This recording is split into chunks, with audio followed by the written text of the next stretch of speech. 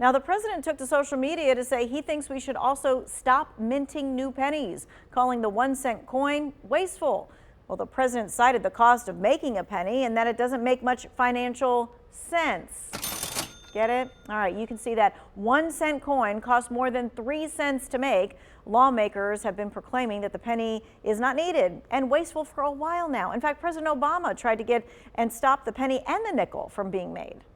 Periodically, people have, proposed bills or, had, different initiatives to try and phase out the penny. There are a good deal of pennies in circulation, but we don't really use them in vending machines or anything like that these days. Can the president say, hey, I need you to stop production of this? Is it something within his power to be able to do that? I mean, I don't know what kind of court challenges there would be to it, but when we think about these things, there are legal standards and then there are also, just rules of thumb that the president tends to be strongest when he has the backing of Congress through legislation.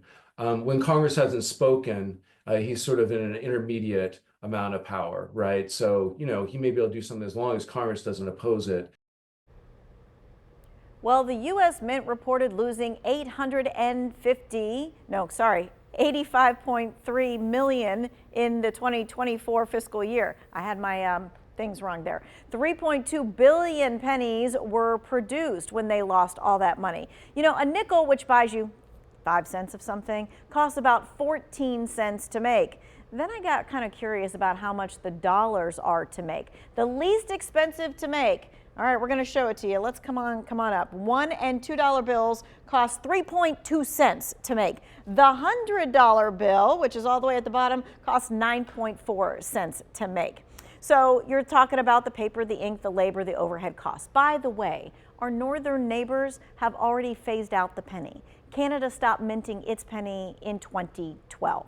So 2 wants to know, how often do you use a penny, or do they just sit in a jar, just waiting to be taken to the coin station? And that is me. I've collected pennies ever since I was a little girl. I don't do that now. I just realized that I don't anymore. But I have a little pig jar, and I have the whole. I am surprised. I really want to know how many pennies I do have, and at some point, I'm deciding if I want to just keep the jar with the pennies, or if I do want to take it to a coin place and get some money worth out of it.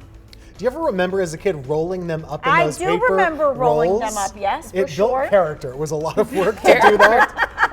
Yes. It was a chore. I mean, they still kind of do that, Yeah. right? If you have a whole bunch of change, you can do that and that's for free. Sure. Or you take it to the coin part and it just, does it for you for a fee. I do think this is interesting, though, and we'll see what happens. It's not the first time, like you said, that we've heard about it. But you know what else Canada does? No dollar bill. They only have the dollar coin. Right. Interesting. Yeah. And there's been no talk about changing the U.S. currency that way. With the paper money, right? Not yet, but coins new ideas every day. We'll see what happens tomorrow. And he didn't say let's phase it out totally and never stop using it. He just said let's not mint them because last year we lost $5 million minting them. Yeah.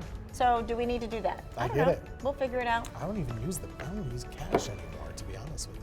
Well, you know what's funny about that? I was in line at Walmart on Saturday, and the lady was 1 penny short.